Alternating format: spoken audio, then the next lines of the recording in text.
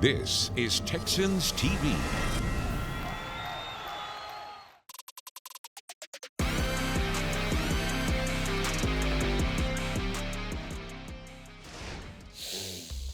The air is crisp.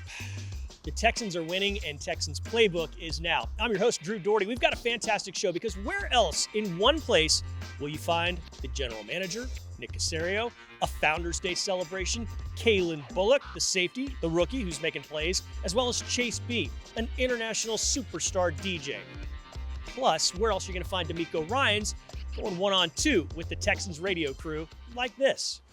Joining us right now, winning head coach DeMeco Ryans. Coach, congratulations on the latest victory. Thank you. Exciting one for us, so we're fired up about it. Yeah, they're getting a little too exciting, but it's a great thing. Coach, what does it say about your team, all the poise you have down the stretch there, not letting things unravel when some mistakes were made, but you pulled it together, made big plays to pull out the win? Yeah, really proud of our team for taking that step in the growth field right there. I mean, we stood up. Guys were calm, even though that was a hectic situation, right? A lot of things had to go right for us. Nobody panicked. Like, we needed to get stops there defensively. Guys were exactly where they were supposed to be. We got the stops. Offense, were able to execute, and special teams. I mean, when we needed it most, all right, for Tommy punting the ball, getting us in a backed up op, and then on the flip side for the defense to hold them and for Rob to get the return and get us across midfield. It was just excellent execution. And, of course, for Emi to go ahead and kick the game winners, big-time plays. Coach, defensively, Josh goes 9 of 30.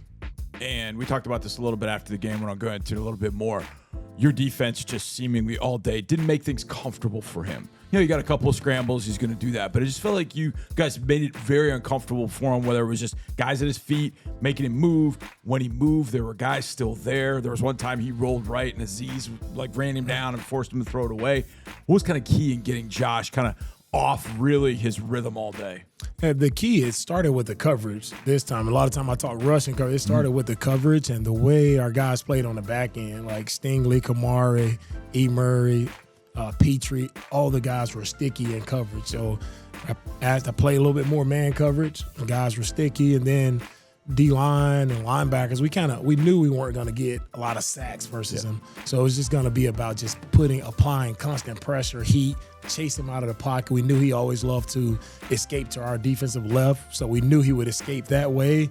And Aziz had a couple of really nice effort plays of chasing him down. Mario Edwards, he had 2 great effort plays chasing him down. Like, our guys needed to run. Our guys needed to swarm all day and not let up and be relentless, and that's what caused the disruption to Josh. It was just the D-line continuing to work and press and not get – sometimes D-line gets frustrated, right? When you're not getting sacks, it's like, oh, man, I was close.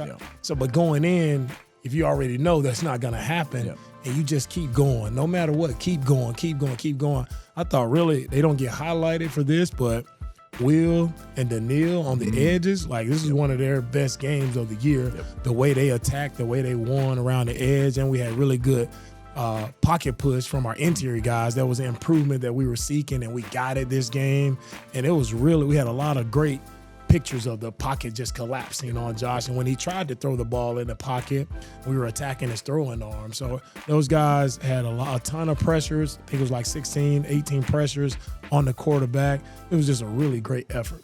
Johnny talked about Will and Daniil, so you got some credit over here, Coach. I got their back. Yeah, and they didn't move the ball an inch after the second turnover because they were at the 15, forced the field goal try at the 3. They don't get anything. And that was big because it felt like there was no margin for error anymore, right? You had the intentional grounding, okay, whatever happened there, but you got it down to the 3, no margin for error. And CJ's little pass to Dare as well, just to get it to 59 yards as opposed to whatever. Right, that was it was zero margin for error. And when it's in that moment, sometimes you kind of tense up a little bit, but I didn't feel that from anybody defensively. Like, guys, I mean, we had our last 8 plays on defense. There were 0-yard gains for them. Everybody just did their job, was where they were supposed to be. And then, like, the margin for error was very slim. And then no play is bigger than, like, Rob's getting 13 yards on the punt return at the right amount of time to give us 7 seconds. We got the timeout. CJ, we're trying to throw there a quick pass, a quick slant to Diggs. Their defense did a great job of taking that away, kind of knowing what was coming. But for CJ to have the mindset and wherewithal to find Dare and Dare just get a couple more yards, it was very excellently played by everybody, and we got it.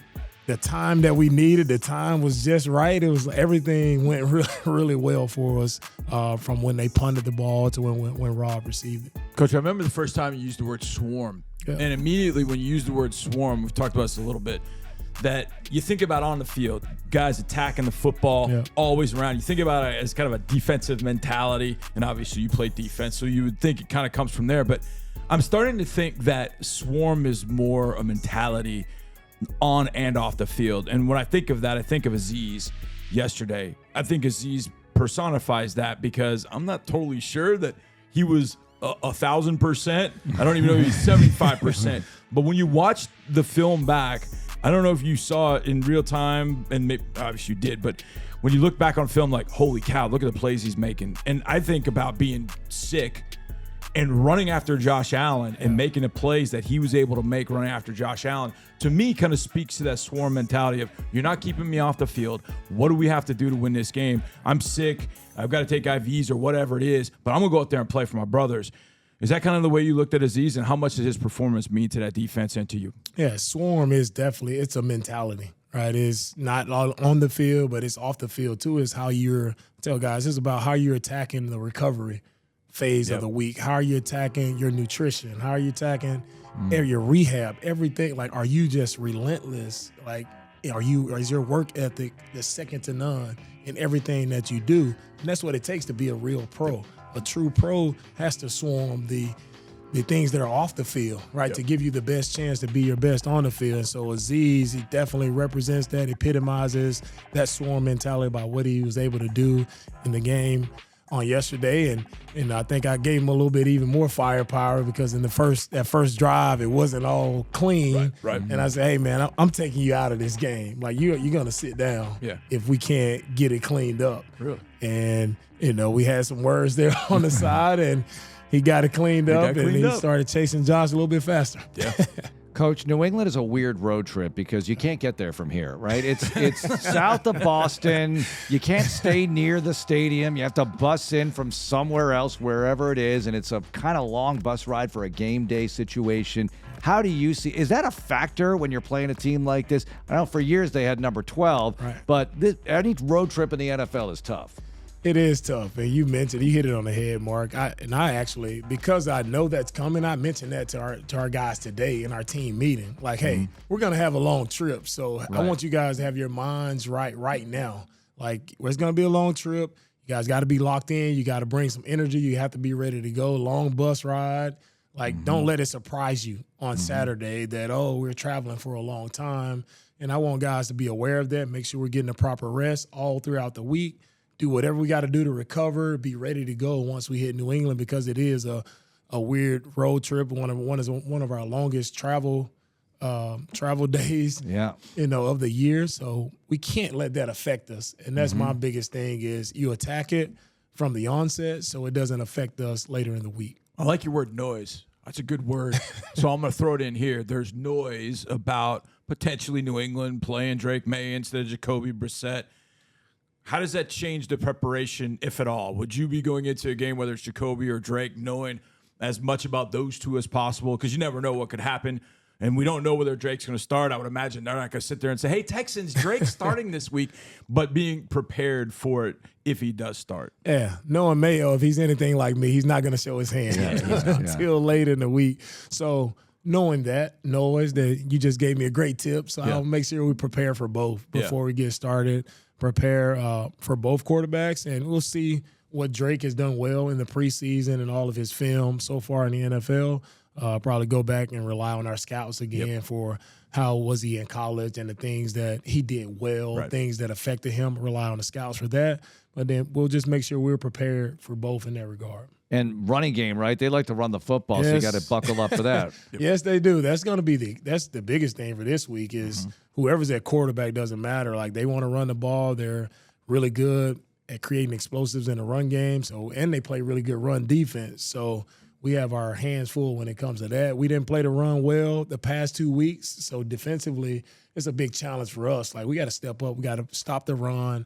Offensively, see can we get it going. Coach, I know you got the win, and I know you're obviously happy about that, but is it frustrating not getting any takeaways? I know Aziz had a couple that were in his hands. I get that. But is it frustrating when you don't get the takeaways? Yeah, it is frustrating. We knew. It's funny that, like, playing Josh, we talked about getting turnovers, and he's going to throw you some. Just catch the ones he throws to you. And for it to happen that way, and it's funny because seeing it on film earlier in the year, the same thing happened to all the other teams that they played. Like, he threw it right to guys, and they just did not catch it. So it's frustrating.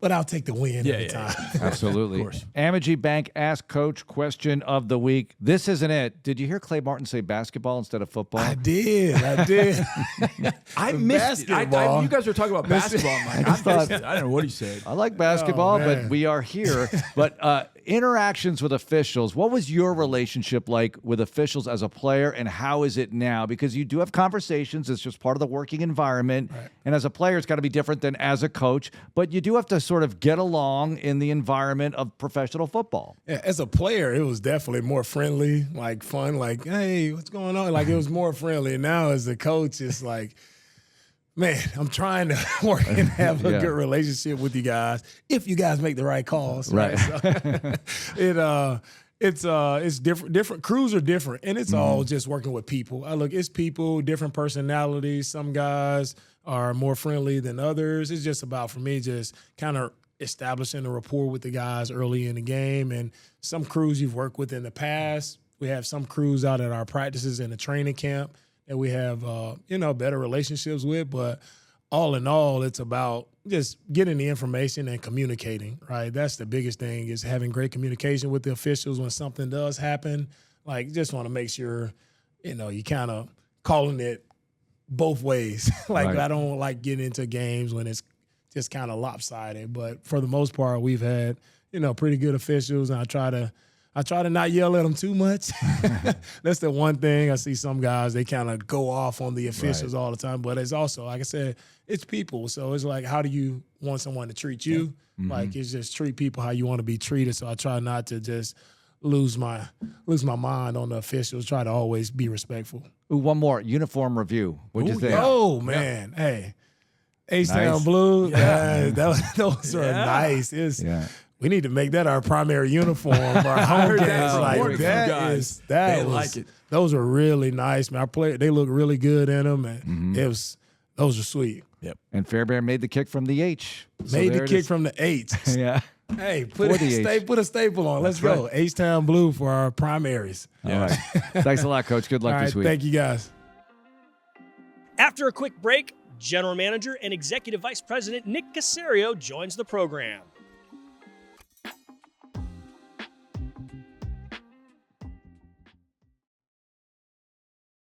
Texans Playbook is sponsored by Community Coffee, strong as our roots, by Reliant, the official energy provider of the Houston Texans, and by your Houston area Ford dealers. Ford is the best in Texas.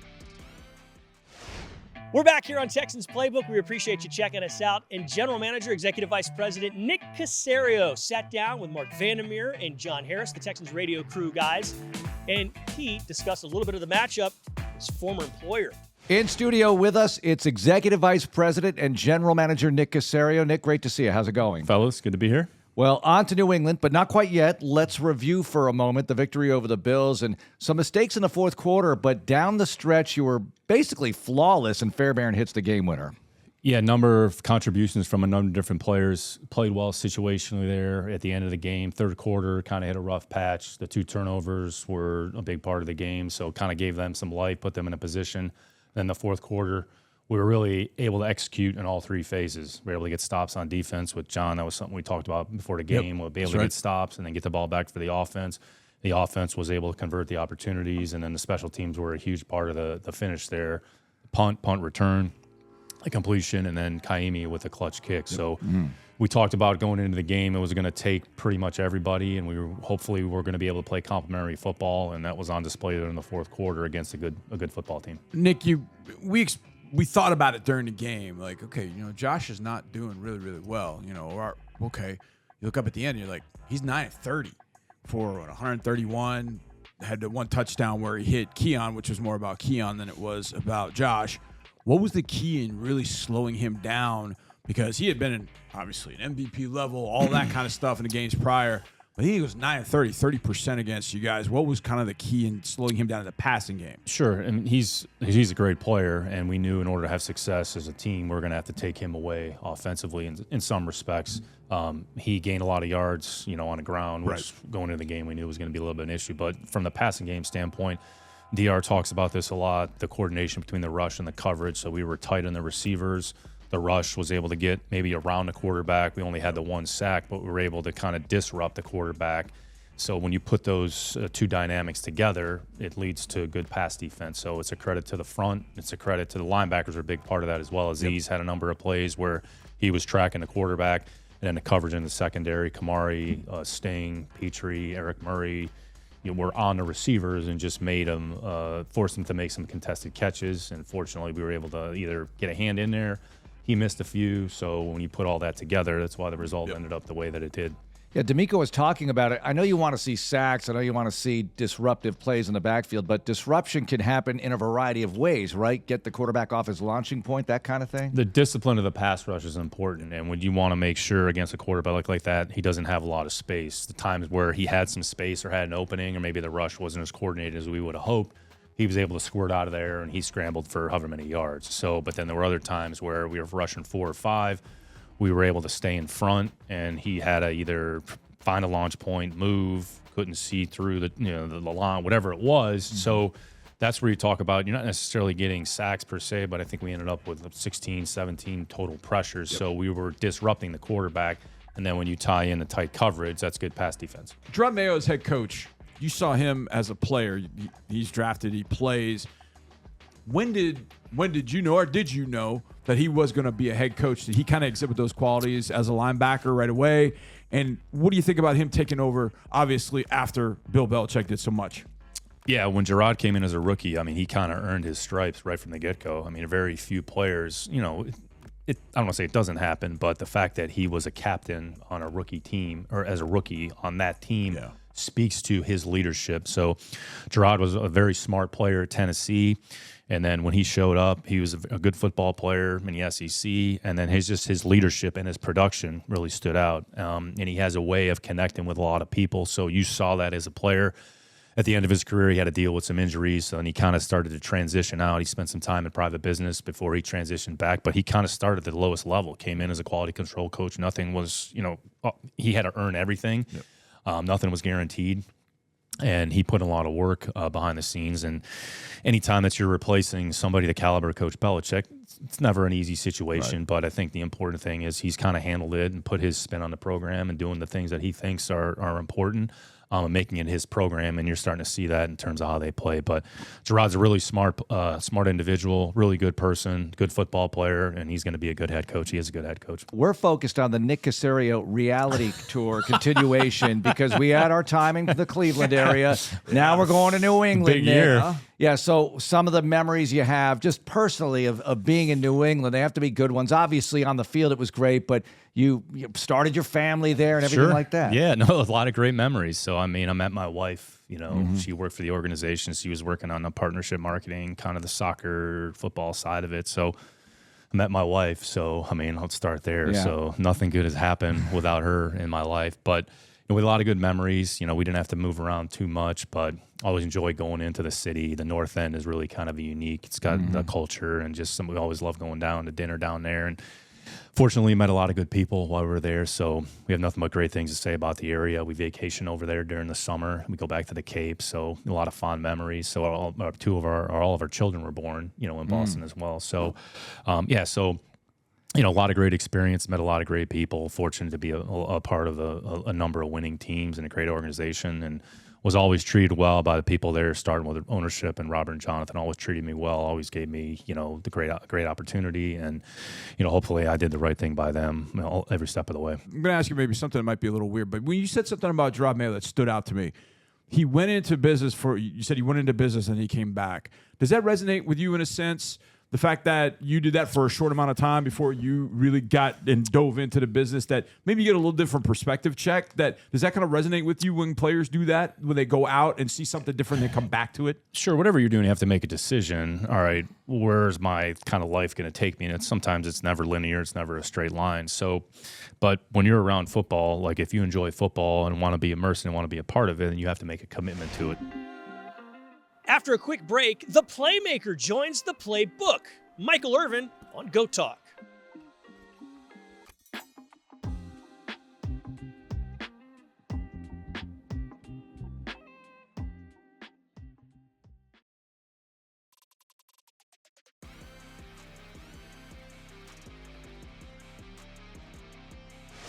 We're back here on Texans Playbook, and if you've missed any of the GOAT talks, that's where Andre Johnson, Pro Football Hall of Famer, and Pro Bowl cornerback Johnathan Joseph, his good pal, interview somebody pretty big, like Michael Irvin, the Playmaker, the Pro Football Hall of Famer, a former University of Miami Hurricane and Dallas Cowboy, and somebody who's a huge fan of Dre's. What up, guys? We back here. Another session of GOAT Talk. Please subscribe and leave your review. I got my co-host with me, Johnathan Joseph. Today we have a very, very special guest, man. I don't even know where to start with this guy, man. Like, a guy I looked up to as a kid. University of Miami Hurricane, St. Thomas Aquinas, Super Bowl winner, Hall of Famer. He gave me my gold jacket in Canton, Ohio. And I remember your words you gave me as I went into the Hall of Fame. You told me this wouldn't be the last gold jacket I'd give you. And Michael Irvin, man, y'all welcome Michael Irvin to the show. Oh, you gonna make me cry with that, Drake? Man, I'm serious, man. Hey, man, listen, man, I'm serious, man. First of all, really, I can't tell you how much I thank you for giving me that honor to put that jacket on you that night and tell you, welcome home, because that's really what it is. You know, that's what we say, welcome home, welcome to the hall. Dude, I'm gonna tell you, let me get right. Yeah, you when I get first choked went up. through that, right? Because you know, Dre got me all emotional talking like that here, like that. You know, when you get old, all that stuff start mattering. You know, right. You're not gonna have anybody in the stadium screaming your name and anything like that anymore. So you start, boy, that matters. That matters. I need to hear that affirmation right there. You know, or every year I make sure I go back to that Hall of Fame to have those 3 days of appreciation to help me get through the rest of the year when nobody's gonna really show you any appreciation. You know, right. So the Hall kind of gives me that every year, man. But Dre, even hearing you talk about it, and then thinking about the first time I saw you, thinking about when I got back to Miami, and they were like, "Man, we got this kid Andre Johnson. I remember when I first saw you walk the corner, turn that corner. God damn! That's a big one. God, where y'all get that? Dude, and then Dre went out, man. Dude, Dre was so fast. He was so fast, man. You know, in the Bible, they got this place they call it a threshing floor. That's where you take your biggest problems that you got with God, or the biggest problems you got in life to God. And I remember getting right on my threshing floor saying, like, God, why you couldn't give me that kind of speed? Why you couldn't give me that kind of speed, man? That size and speed, that was different, man, when Dre hit you. No, Mike, I'm not gonna lie, man. Like, you know, being a kid from Miami and, you know, just watching the Hurricanes as a kid, like, you guys left.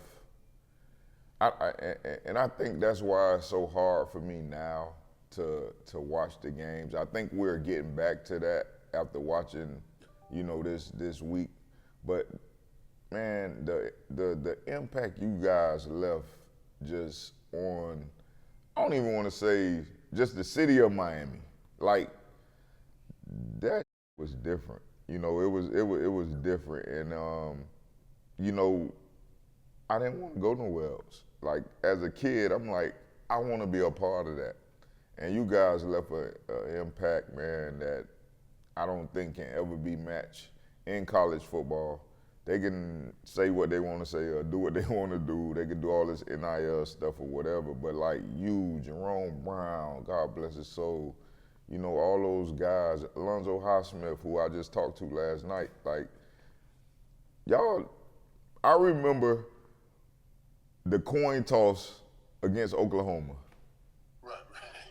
That had to be one of the worst things that could have ever been put on TV at that time. But at the end of the day, it was just a different swagger we had about ourselves.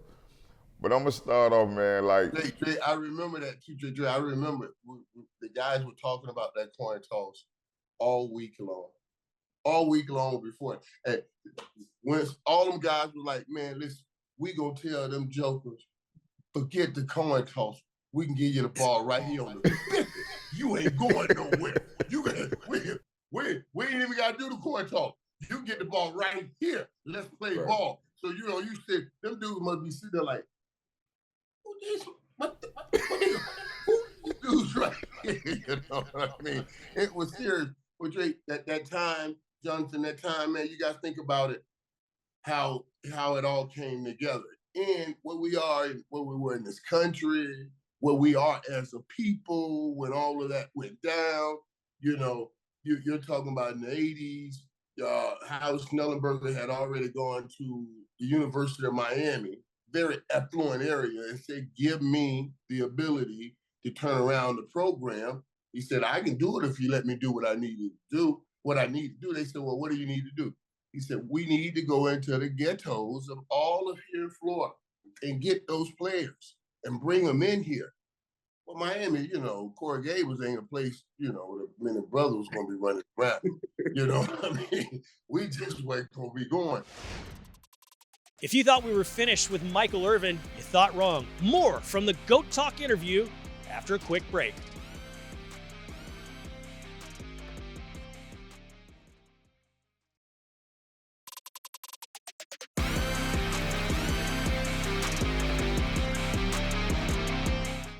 We're having a whole lot of fun here on Texans Playbook because we've got more from the Andre Johnson, Johnathan Joseph interview with Pro Football Hall of Famer Michael Irvin. We go through so much stuff. We play. We got, you know, I remember we come and go at times, but I just remember I was watching you one time and they was talking about getting your number retired with the Cowboys and all that. You was like, oh, I'm fine with somebody wearing that 88. Right. Because, you know, anytime they drop that ball, the first thing they say, oh, Mike would have caught that. Right. I don't want my number. I was telling people, I don't want my number retired. What y'all doing? Dude. And it's nice when they do it. It's nice. But I'm just saying, understand the process. When they retire that number, it goes in the wrap. And the only time anybody gonna mention it, is when you leave time and go to eternity. When God takes you to your resting place. And they'll put a camera on it and say, they'll be watching the game, they'll take the camera off the game and say, oh, we lost Michael Irvin today. Back to the game. That's all you get. That's all you get.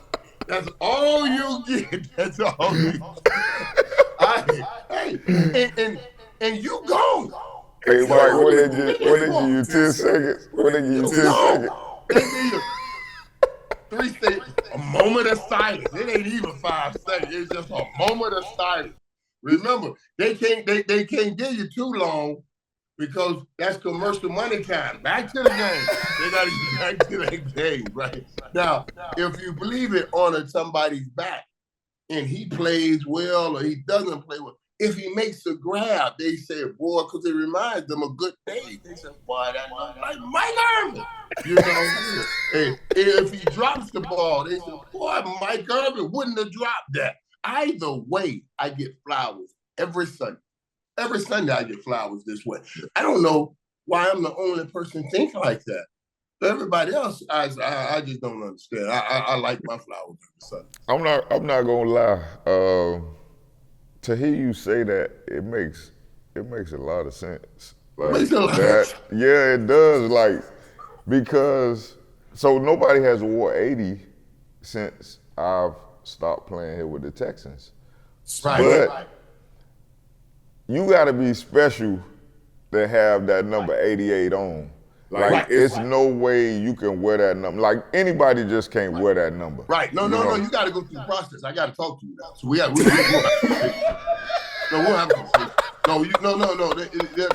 I talked to CD Lamb. I talked to these dudes first. Yeah. We got to talk. Yeah. I got to make sure. You got to have that conversation. I got a little tricks to find out if you're about the job or if you're about what you about. You know, Right. Say if And it's check on Tuesday. He can't just be getting that check on Tuesday, right? Oh, no, you can't be that dude. You got to be. Dude, I swear to you, hey, boy, hey, Dre. No joke, Dre. You hit the nail on the head. I swear to you, you hit the nail on the head. Let me tell you how I test them jokes. I was sitting in a room, me, whoever it is, me and Dez Bryant and Jerry Jones. And we were just talking. And I'm going to get up in his face. Can you handle wearing this number? What you got? Can you handle wearing this number? I want to see him get up with some, I can do this. I got it. Every guy that I do that to, if he looks at me and then looks at Jerry and then looks back at me, I don't want you. That means you looked at the money. I want you looking at the miss. Only the miss. If you take your eyes off me to look at Jerry, you looked at the money. You're not about the mission. I want you about only the mission, and that's topping what I did in '88. When Drew Pearson gave it to me, he said, I said, Drew, I'm gonna honor you with this by making sure I do what you did. He said, no, don't do that. He said, do better. You got to do better. You got to take it. And basically told me, I got to stand on his ceiling and make it my floor. We got to take a quick break, but when we return, the shuffle rolls on with Calen Bullock and Chase B.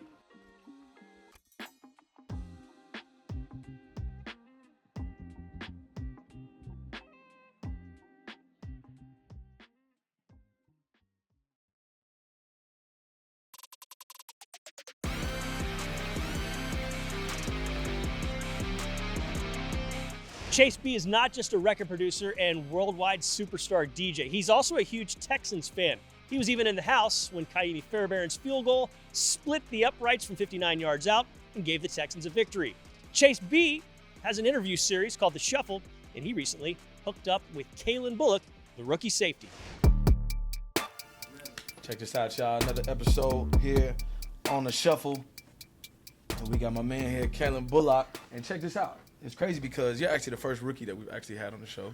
You know what I'm saying? So you got to set tone right now. Yeah, I set for tone. the whole class of 2024. Yep. I'm going to hold it down. You going to hold it down? I'm going to hold it down. I'm not going to lie, because you're a California guy, right? Yep. Oh, yeah. We about to get into some. Because, so last year, I had to sit down with our quarterback. And, he's a California guy as well. And he had some choice words to say about his newfound city, but we'll get into that. We'll get into that a little bit later. But just, off of the last couple weeks, couple months, congratulations on getting drafted. Appreciate obviously. that. But, how's it been? What's the biggest transition you think you've had to make from being a collegiate athlete to a professional? It's been great. I've been adjusting pretty well. I think the guys on this team, they welcomed us with open arms and, took us under their wings, made us comfortable just to be ourselves in the locker room and on the field. So I think it's been going pretty well. Yeah. What's the biggest thing you think you miss about being back home in Cali? The weather for sure. Oh, yeah, for sure. And then you came in, I'm not going to lie, I feel bad, bro. And I apologize on Mother Nature's sector of Houston, but you came into a rough summer. It's not always like that. We had some hurricanes and storms before, but it was crazy. As soon as I got out here, hurricane, flew back to Cali. That's tough. I'm like, then it'd be hot. For real. I promise you though, it's not always like that, bro. Nah, yeah. This is just the wind patterns must have changed or something like that. Yeah, it's crazy out here. Yeah. So you went to you went to high school in Pasadena. Yep. Yeah, and so I read you. It's actually the same high school Jackie Robinson went to. Is that like a whole thing? Like as soon as you get there, they're like, "Yo, is there like a statue?" It's not. Right there? It's not a statue, but he got a big like picture painted of him. Yeah, like they just put it there, and then he like if you walk in the hallways, you'll always see like a Jackie Robinson jersey or like his plaque or something. And then of course like you go to the baseball field, jersey retired. I would hope so. You know what I'm saying? Stuff like that. But that's fine. It's actually my favorite athlete like of all time. I like to have him tatted on my leg, so I thought that was a really cool stat. Yeah. And then I also read that so you guys and John Muir High School are like a huge. Well, you went to John Muir. Yeah, John Muir. Yeah. Pasadena High School is like a huge rivalry. Yeah, rivalry. And y'all get to actually play at the Rose Bowl every year. Yep. How does that go down? So that rivalry it's the best rivalry game to me. It has to playing in the Rose Bowl in high school. Playing the Rose Bowl, you get to play in the Rose Bowl. The whole city come out. Yeah. And then the guys on the other team, you like grew up with them too. So you know, Pop Warner, them you got some of your friends on the other team. Right, so exactly. You grew up with all these dudes. Yeah, so when you see each other, it's like, it's on now. Yeah, like we can't wait to see y'all. Yeah. So that'd be that. You look forward to that game. Everybody look forward to that game in the city. It's bragging rights. Right. So I imagine both high schools probably put a lot of dudes in the league. I would imagine just from. We did more though. Yeah, we did more. And so you stayed home, went to USC. And what was that legacy for you, like just being a Cali kid, a Southern California kid, and getting the opportunity to play football at USC? It was great, just to go get the opportunity to play at USC. Like you said, being a Southern California kid, that's what USC, that's what it's about. that's big on the West Coast. That's the school that you dream of going to. So it always was my dream just to play at the Coliseum. For real. So once I got there, it just felt unreal that I was, at USC. Yeah. Not for real. So I got to ask you just position-based, you playing DB, playing safety. I was watching, I watched the episode of Travis Kelce and Jason Kelce's podcast, right? Yeah. And they were talking about what's the hardest position in sports. Not even just football. They were talking about the hardest position in sports. And he said, he was like, he's like, DB is by far, I think he centered out cornerbacks, but he said DB is by far the hardest position to play. Do you agree? Do you think DB is the hardest position to play? I think DB is the hardest position to play, especially corner. Corner, you got somebody running a 4-3 at you. Right. Trying to guess their route. Trying to match their route, and it's just hard. Like, but quarterback, I think it's also a hard position. It's not easy to play quarterback. You got to be the smartest guy on the field at all times. So I'm going DB though. Yeah, I think it's the hardest position. I'm going DB for sure. It's hard. Be a mind reader, remembering coverages, looking at 4 or 5 different dudes. Yeah, DB for sure, hardest. Yeah. So have you played all over the field? Have you played corner? Obviously you're playing safety now, but. Yeah, in college I did. Yeah, so in college I played corner, nickel, safety. So I was all around in the back end my freshman year. Yeah. So I kind of I know how it feels to be on that island, be out there, and be in that slot. Yeah, I gotta ask you best and worst moments. So, what's one moment you remember in high school or in college where you just might have just read the wrong coverage and just gave up a crazy touchdown? And then what's the best interception you think you had? In college, the worst. Let me try to think. It had to be like something freshman year in my college. I gave up like wide open bust coverage, like, right. And I knew I messed up. Like I'm like, I did not just do that. Yeah. But yeah, it had to be like freshman year. I'm trying to think of the game. I can't remember the game, but I know exactly. It happened. Like it was a bust coverage. Yeah. And favorite moment, freshman year. Yeah. Second game. Freshman year was emotional for you, man. Yeah, freshman year I got to play freshman year. That was the dream come true. Get to play. Only freshmen out there playing with the older guys. So. I'll say my first career pick in college. Yeah. That felt unreal. I couldn't wait to get to my phone and right. call the fam. Yeah. Like, hey, I took that ball out the air, so it felt good getting that first college pick. I would say. Did you have any pick sixes in college? Yeah. That would have been second on the list. Pick six.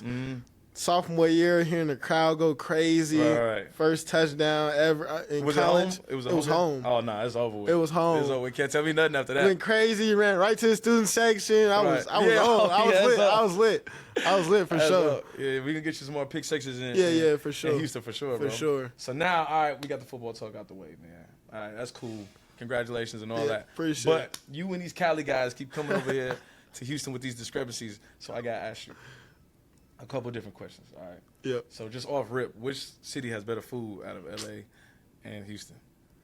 I'm gonna give it to Houston. See, there you smarter than CJ. I'm gonna give it to Houston. Houston got some good food spots. Yeah. You got a favorite spot that you've been to so far? I know it's only been a couple weeks. Probably a place called Kiss. Oh yeah. Shout out Marlo for sure. Yeah. Kiss pretty good. I mess with Kiss. Good little ambiance in there too. You might catch a vibe. You might hear some music. Yeah, good vibe too. Yeah. I mess with Kiss. So last things, bro. Cali Kid, what's pregame playlist? I got to know that. Pregame playlist. Yep. What top artists is? Yeah. Top artists. I go Meek Mill #1. High energy there. You know he yelling in the headphones. Yeah, Meek gets you motivated too. Sure. He gets you ready. And then some Young Boy. Throw that Young Boy on there. That's for the rhythm right there. He might get you dancing a little bit. Young Boy gonna get you going. You're right. Who else right now? Right now, you got what? Yeah, I was talking to Take, and he was like, "I don't even listen to Bossman D-Lo before the game because I know somebody else gonna play it." He was like, I don't listen to D-Lo in my headphones. Exactly. You're gonna listen to it in the locker room for sure. Somebody gonna play it. He gonna get lit to that. Then 3, I'm gonna have to go like probably. I said Meek Mill, Young Boy. Lil Baby for sure. Baby gonna get me there. He definitely motivating for sure. Baby gonna get me there. He the type of rapper you remember every word to every song. Facts. For real. So you gonna rap along with him. Facts. 4, I'm gonna have to go back home artist. My guy Ye from the crib. Young Boy, yeah. And then 5, my 5th one gonna have to be like that 5th spot be switching for real. Yeah, always. I'm gonna go Kodak. Kodak 5th spot. Right. For sure. That's a fact. Calen, bro, appreciate you stopping by, my G. You know what I'm saying? Appreciate it, man. When we return, we keep the Founders Day celebration going. 25 years since the Houston Texans came into being.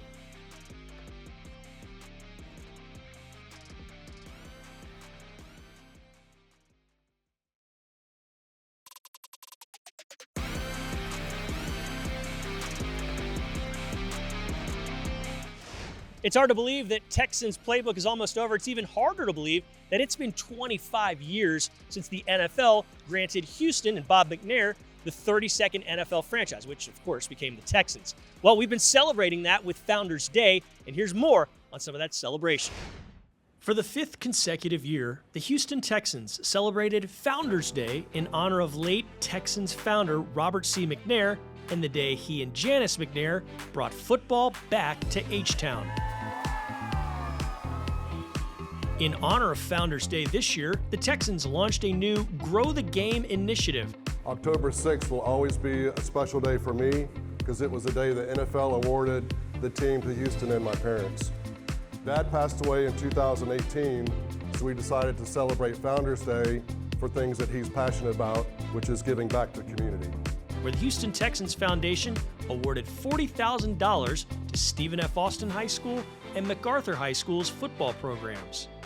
We are proud to support all of you and announce a $20,000 donation to your football program. Texans Chair and CEO Cal McNair, Vice President of the Houston Texans Foundation Hannah McNair, and Texans players, Toro, and Houston Texans cheerleaders surprised students at Stephen F. Austin High School during a pep rally, and MacArthur head football coach Blake Ware was surprised at NRG Stadium. This grant is definitely going to address some of those urgent and important needs. And the impact it will have on these young people's lives is really amazing. We hope you had fun watching Texans Playbook because we're having a good time putting it all together for you. Like Gardy Swingby, who's off camera making this thing happen. I'm Drew Doherty, and we will see you next time on Texans Playbook.